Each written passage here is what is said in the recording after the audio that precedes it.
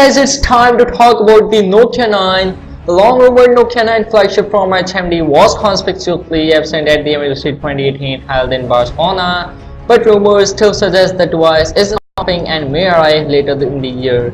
Though HMD Global hasn't confirmed the existence or not of the Nokia 9, a source from China claims to have received some first-hand information regarding the Nokia 9 flagship.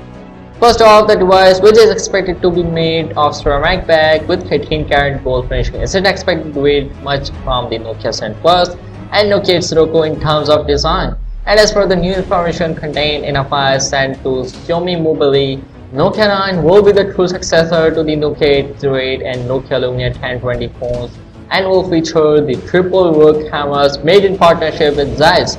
Much like the Huawei P20 Pro rear camera, the Nokia 9 rear camera from the leaked images will be stacked vertically but in a central location.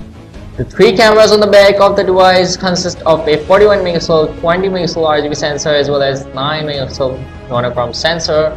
We are not sure how the camera works, but the triple camera should come with features such as optical image stabilization, 4x optical zoom, and the familiar Both-Key feature.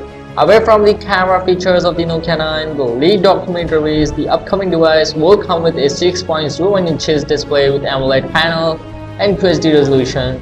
We are not sure if we are in for another notch screen, but the document reveals that the device will probably be the second device from HMD Global to adopt the 20:18:9 aspect ratio.